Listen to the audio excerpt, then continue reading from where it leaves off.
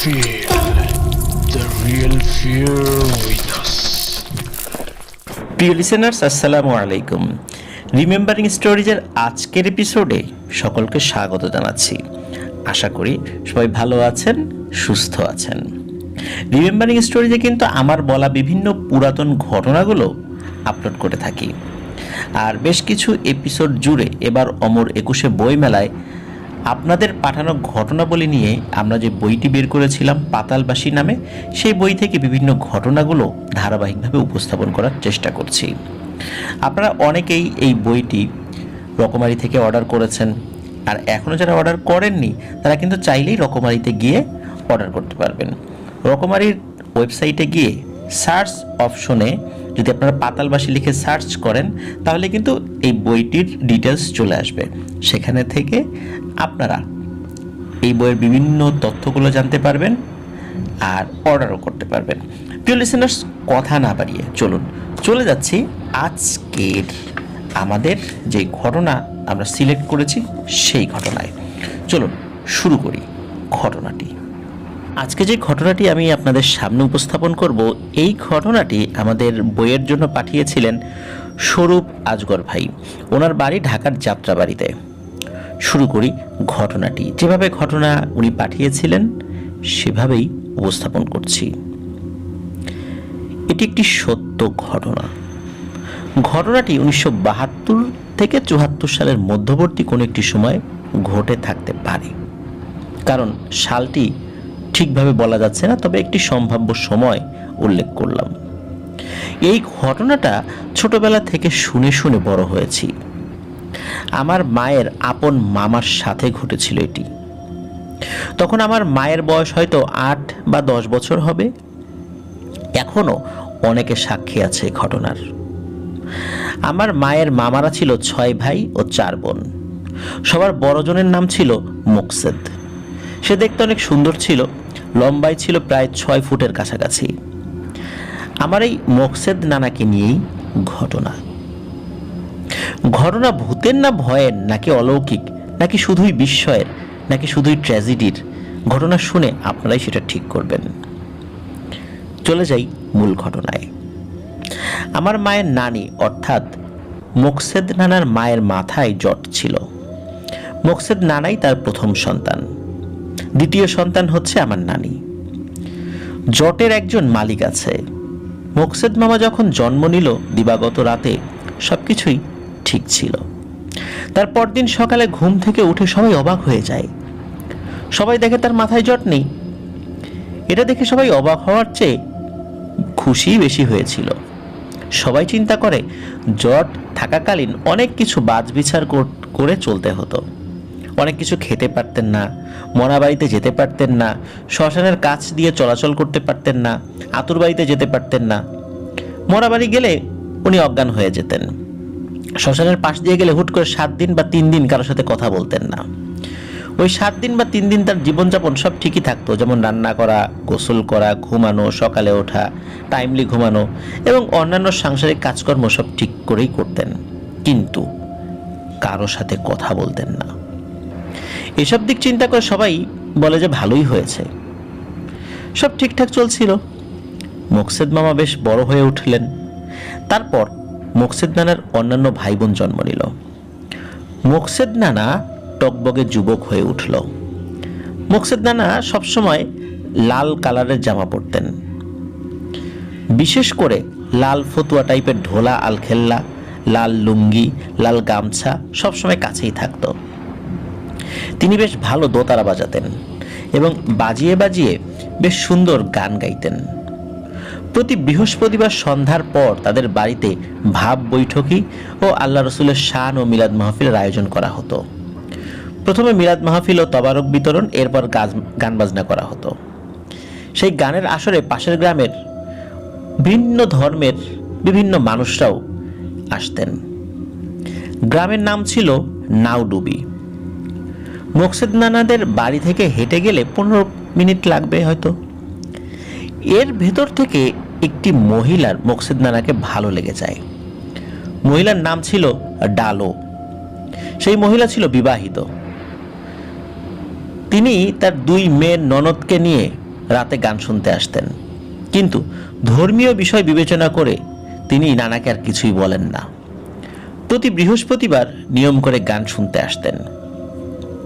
মোকসেদ নানার মা বাবা একসময় চিন্তা করলেন মোকসেদ নানাকে বিয়ে করানো দরকার। এমন করে গান বাজনা করে ঘুরে ঘুরে বাউলের মতো আর কতদিন? সংসার তো করতে হবে, আর সংসারই হতে হবে, অন্যান্য কাজকর্ম করতে হবে। বিয়ে করিয়ে দিলে হয়তো সংসারই হবে মোকসেদ নানা। যেমন ভাবনা তেমন কাজ। আগের দিনে কিন্তু এখনকার মতো ছেলে মেয়েদের তেমন কোনো দেখাদেখির পর্ব থাকতো না। মুরব্বীদের দেখাই ছিল চূড়ান্ত। মেয়ে দেখা হয়, বিয়ের দিন তারিখ ঠিক হয়, 2 বা 3 গ্রাম দূরে মোকসেদ নানার বিয়ে ঠিক করা হয়। মোকসেদ নানা সুন্দর করে পাগড়ি, পাঞ্জাবি, পাজামা, রুমাল, আতর মেখে নওশা সেজে পালকি নিয়ে সেদিন বরযাত্রী নিয়ে বিয়ে করেন। কিন্তু বর ও কনে কেউ কারো মুখ দেখেনি। খুব ধুমধাম করে বিয়ের অনুষ্ঠানটি পালন করা হয়। বউ নিয়ে ফেরার সময় ওই সনাতন ধর্মাবলম্বী মহিলার বাড়ির সামনে দিয়েই আসতে হবে। এক পালকিতে বর আর একটাতে বউ। আসার সময় হুট করে ওই মহিলার ঠিক বাড়ির সামনে এসে মোকসেদ নানা পালকি থেকে নামেন, আর আগেই উনি পালকিটা থামাতে বলেন। সবাই বলে এখানে থেকে তো বাড়ি যেতে বেশি সময় লাগবে না, একেবারে বাড়িতে গিয়েই থামবে। বেশ কয়েকবার তো পালকি থেকে নেমে তোমরা জিরিয়ে নিয়েছো, আবার নামতে হবে কেন? সকলে যখন এই বিষয় বলে, অন্যান্য আত্মীয় স্বজনরা ছিল, কিন্তু মোকসেদ নানা খুব গম্ভীর ও আদেশের গলায় পালকি থামাতে বলে। থামানোর পর একজনকে বলে সে আর বাড়ি যাবে না। সবাই বলে কেন? এমন পাগলের মতো কথা বলছিস কেন? সবাই যখন খুব জোরাজুরি করছিল, তখন সেখান থেকে একজন লোক পাঠিয়ে মোকসেদ নানার মাকে ডেকে আনা হয়।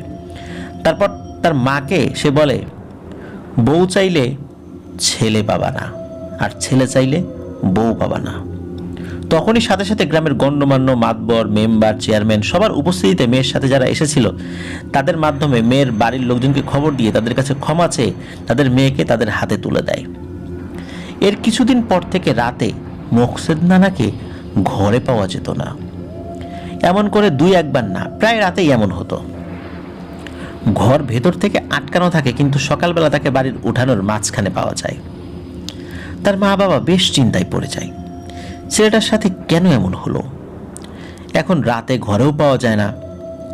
একদিন রাত্রে মোকসেদ নানার মা, অর্থাৎ আমার মায়ের নানি, রাত্রে স্বপ্নে দেখে ফিসফিস করে কেউ তাকে বলছে, মোকসেদকে সকালে যেখানে দেখিস সেখানে শুধু শন আর বাঁশ দিয়ে লোহার পেরেক ছাড়া, দরজার বেড়া ছাড়া একটি আসন ঘর তুলে দেয়। মোকসেদ নানার মা স্বপ্নটার বিষয়ে কাউকে কিছুই বলেন না। এরপর কোনো প্রকার সমস্যা ছাড়া বেশ কিছুদিন চলে যায়। মোকসেদ নানা তার নিয়মে গান গাইতেন, তার মা ছাড়া কারোর সাথে কথা বলতেন না। বেশ কিছুদিন ভালো যাবার পর মোকসেদ নানার মা আবার স্বপ্নটা দেখেন। সেদিন দেখেও কারোর সাথে কিছুই বলেন না। এর 3 দিন পর সকালে মোকসেদ নানাকে ঘরে পাওয়া যায় না, উঠানেও পাওয়া যায় না। মোকসেদ নানার মা, বাবা, অন্যান্য ভাই বোনেরা কান্নাকাটি শুরু করে। তখন আমার নানা বাড়ি থেকে কান্নাকাটির শব্দ শুনে আমার নানা, মামা ও খালারা সাথে সাথে মোকসেদ নানাদের বাসায় যায়। গিয়ে শোনে মোকসেদ মামার মা বিলাপ করে কান্না করছেন আর বলছেন, আসনটা দিলে বুঝি এমন হইতো না রে মোকসেদ, কই গেলি রে বাপ? কিছু সময় পর মোকসেদ নানার মা কিছুটা শান্ত হবার পর আমার নানা ভাই বিষয়টি জানতে চান। মোকসেদ নানার মা ছিল আমার নানা ভাইয়ের শাশুড়ি মা। উল্লেখ্য, আমার নানি আর নানা ভাই ছিলেন আপন 2 চাচাতো ভাই বোন। আমার মার বয়স যখন 4 কি 5 বছর, তখন মার নানি বসন্ত রোগে মারা যান। আমার নানা ভাই খুব পরহেজগার ছিলেন। নানা ভাইও আর বিয়ে করেননি, তিনিও বেশ সুন্দর ছিলেন দেখতে। সারা রাত জেগে জেগে জিকির আজগার করতেন, তাহাজ্জুদ পড়তেন আর কোরআন পাঠ করতেন। আমার নানা ভাই মারা যান 2007 সালের ডিসেম্বর মাসে। আবার ঘটনায় ফিরি। নানা ভাই তখন বিষয়টি নিয়ে মোকসেদ নানার মা বাবাকে বুঝিয়ে বাড়ি ফেরত আসেন। তার কিছুক্ষণ পরই আবার মোকসেদ নানাদের বাড়ি থেকে হট্টগোলের শব্দ শুনতে পান। আবার আমার নানা ভাই, মা, মামারা, খালারা সবাই মিলে সেখানে যান। যাওয়ার পর সবাই দেখতে পান বেশ কিছু লোক মিলে মোকসেদ নানাকে বাড়ির ভিতর নিয়ে আসছে, কিন্তু কিছুতেই 8-10 জন মিলে তাকে ঘরে তুলতে পারছিল না। সে খুব স্বাভাবিকভাবে হেঁটে আসলো, কিন্তু বাড়ির উঠোন থেকে সবাই টেনেও তাকে সরাতে পারছে না। যেখানে তাকে সকালে পাওয়া যেত তিনি ওখানে বসে দোতারা নিয়ে টুংটাং শব্দ করছেন। এত হট্টগোল, এত মানুষ, কোনো কিছুই তিনি পাত্তা দিচ্ছেন না। তিনি তার মতো স্বাভাবিকভাবে দোতারা নিয়ে টুংটাং করেই যাচ্ছেন। তখন আমার নানা ভাই সবাইকে শান্ত হতে বললেন এবং জানতে চান মোকসেদ নানাকে কোথায় তারা পেলেন। যারা তাকে সাথে করে বাড়িতে এনেছিলেন তাদের একজন বললেন, ও তো ভাদিয়া খোলা বাজারের পাশে যে জঙ্গল আছে সেই জঙ্গলের ভেতর দোতারা নিয়ে শুয়েছিল। ঘটনাটা কিন্তু 1972 থেকে 74 সালের মধ্যে। তখন কিন্তু বাড়িঘর বেশি ছিল না, বেশিরভাগ জায়গা ছিল জঙ্গল। তারা বলে আমরা সকালে বাজারে যাবার সময় ওই জঙ্গলের ভেতর থেকে দোতারার শব্দ শুনি, কিন্তু কাউকে দেখতে পাই না। এমন করে বাজারে যাবার সময় অনেকে দোতারার শব্দ শুনে ভয় পায়। প্রতিদিন বাজারটা শুরু হতো ঠিক ফজরের নামাজের পর। ওই সময় বাজারের সময় ছিল, সকাল 8টা অবধি বাজার চলতো। বাজার থেকে বাড়ি ফেরার পথে কৌতূহলবশত যখন তারা ফিরছিলেন, ওই ফেরার পথে কৌতূহলবশত 6 থেকে 7 জন মিলে ভয় ডর ভেঙে ঝোড় জঙ্গলের ভেতর প্রবেশ করেন। জিনভূতের ভয় নয়, এমন জঙ্গলে তখন বিভিন্ন প্রকার বন্য বিভিন্ন জিনিস পাওয়া যায়, যেমন বন বিড়াল, খাটা, সাপ এবং জঙ্গলের ভীতিকর বিভিন্ন ধরনের বিষাক্ত প্রাণী সেখানে ছিল। অবশ্য বাঘ ভাল্লুক ছিল না সেখানে। তো আমার নানা ভাই সব ঘটনা শুনে সবাইকে শান্ত হতে বললেন। আমার নানা ভাই মোকসেদ নানার মাকে নতুন করে একটি চুলা খুঁড়তে বলেন। তখনও মোকসেদ নানা হাসি মুখে তারা নিয়ে উঠোনের ওই মাঝখানটাতেই বসেছিল আর নিজের আপন মনে সেই টুংটাং টুংটাং করেই যাচ্ছেন। নানা ভাই চুলা খুঁড়তে বলে কোথাও চলে গেলেন এবং কিছুক্ষণ পর হাতে করে অনেকগুলো গাছের পাতা এবং নতুন একটা মাটির হাঁড়ি সঙ্গে নিয়ে আসলেন। নিয়ে আসার পর সেই চুলায় নদীর পানি গরম করতে বসালেন। হাতের পাতাগুলো পানির ভিতর দিয়ে পানি গরম হতে দিলেন। পানি গরম হতে হতে নানা ভাই মোকসেদ নানার মাকে বললেন, এখনই স্বপ্নের আদেশ অনুযায়ী আসন গড়ানোর ব্যবস্থা করুন। সাথে সাথে আসন তৈরি করতে যা যা লাগবে কিনতে পাশের ঝিটকা বাজারে চলে গেল। তখন পুরোটাই ছিল মাটির রাস্তা, পায়ে হাঁটা বা ভ্যান ছাড়া চলার কিছুই ছিল না। তিনি পানি গরম হওয়ার পর মোকসেদ নানাকে উঠোনের মাঝখানে বসিয়ে 7 ধরনের গাছের পাতা দেওয়া গরম পানিতে গোসল করালেন এবং নতুন লাল কাপড় পরালেন। 1 গ্লাস দুধ খাওয়ানোর পর নানা ভাই তার পাশে বসে রইলেন যতক্ষণ না আসন তৈরির সন বাঁশ না আসে। সেগুলো বাজার থেকে কিনে আনতে প্রায় 3 থেকে 4 ঘন্টা সময় লেগেছিল। নানা ভাই এই লম্বা সময়টা মোকসেদ নানার পাশেই বসা ছিলেন এবং ওই জায়গাটা ভালো করে লেপে তার উপর আসনের কাজ শুরু করে। নানা ভাই সবাইকে পবিত্র অবস্থায় কাজগুলো করতে বলেছিলেন। আসনের সব কিছু আসলো। সেদিন রাত 8টা থেকে 9টার ভিতরে আসনের কাজ সম্পূর্ণ হলো। সেখানেই রাতে মোকসেদ নানার ঘুমানোর ব্যবস্থা করা হলো। সেখানেই রাতের খাবার দেওয়া হলো। খাবার দেওয়ার সময় মোকসেদ নানা তার মাকে বলল, মা বেশি করে দুধ দিও আমাকে। সেদিন রাত্রেই মোকসেদ নানা তাদের বাড়িতে শেষবারের মতো খাবার খান। এরপরে কেটে যায় 1 যুগ, মানে 12 বছর। তিনি 12 বছর এই মোকসেদ নানা তাদের বাড়িতে একবেলা ভাত বা অন্য কিছুই খায়নি, আর বাড়িতে একটি রাতও ঘুমাননি। এই 12টা বছর তিনি তার বাড়ির আশেপাশে ঝোপ জঙ্গলে রাত কাটাতেন। খুব ভয়ঙ্কর জঙ্গল ছিল। তিনি 12 বছর এমনভাবে জঙ্গলে জঙ্গলে থাকতেন। কেউ কিছু দিলে খেতেন, না দিলে খেতেন না। মজার বিষয় হলো, যতই ক্ষুধা লাগুক না কেন তার বাড়ির খাবার দিয়ে তিনি খেতেন না। অন্য কাউকে দিয়ে তাদের বাড়ির খাবার দিলেও তিনি বুঝে ফেলতেন। কিভাবে বুঝতেন? এটা আসলে একটা বিস্ময়। সেদিনের পরের দিন আমার নানা ভাই মোকসেদ নানার মা বাবাকে বললেন তারা যেন চিন্তা না করে, তাদের ছেলে তাদের চোখের সামনেই থাকবে, কিন্তু 12 বছর কারোর সাথে কোনো কথা বলবে না, বাড়ির খাবারও খাবে না। কারণ জানতে চাইলে নানা ভাই বলেন, গতকাল রাত্রে তিনি তার মৌলানা সাহেবের সাথে কথা বলেছেন। মৌলানা সাহেবের একটি জিন ছিল। আমার নানা ভাইয়ের সাথে খুব ভালো সম্পর্ক ছিল। সেই জিনটি এখনও আমার নানা বাড়িতে আছে। তো আমার মামারা, খালারা অনেকেই জিনকে দেখেছেন। আমার নানা বাড়ির রান্নাঘরের পাশে একটি তেঁতুল গাছ আছে, সেই গাছেই সেই জিনটি থাকে। মাথায় সাদা টুপি দেওয়া, সাদা আলখাল্লা পরা একটা অবয়ব বোঝা যায়। তবে তিনি কারো ক্ষতি করেন না, আর কখনো করেনও নি, ভবিষ্যতেও ইনশাল্লাহ করবেন না। এটা এক প্রকার শাস্তি দেওয়া হয়েছে নাকি মোকসেদ নানাকে। আর সবচেয়ে বড় বিষয়, মোকসেদ নানাকে হিন্দু শাস্ত্র মতে কেউ তাবিজ কবজ করেছে, যার প্রভাবে মোকসেদ নানার এমন পরিণতি। আমার নানা ভাই আরও বলেন, মোকসেদ নানার বিয়ে কেউ একজন সহ্য করতে পারেনি। সেজন্য কাউকে বিয়ে করতে না পারে বা বিয়ে করলেও তিনি যেন সংসার করতে না পারেন, এ লক্ষ্য হাসিলের জন্য তাকে ভয়ানক একটি ব্ল্যাক ম্যাজিক করা হয়েছিল। বিষয়টি ছিল এমন যে তুই আমার না হলে অন্য কারো হতে পারবি না, তাই হিন্দু শাস্ত্র মতে তাকে কালো জাদু করা হয়েছে। কালো জাদু বিভিন্ন ধর্ম মতে করা যায়, এমনকি মুসলিম ধর্মেও বা ইসলাম ধর্ম মতেও কালো জাদু করা যায়। এটা হয়তো আমরা অনেকেই জানি না, কিন্তু কালো জাদু যে কোনো ধর্ম মতেই, যে কোনো ধর্মীয় কিতাব দিয়ে তাদের ধর্ম মতে এটি করা সম্ভব। নানা ভাইয়ের মৌলানা সাহেবের এত ক্ষমতা নেই, কারণ হলো সে তাবিজ বা কালো জাদুতে সব অপবিত্র জিনিসপত্র ব্যবহার করা হয়েছে।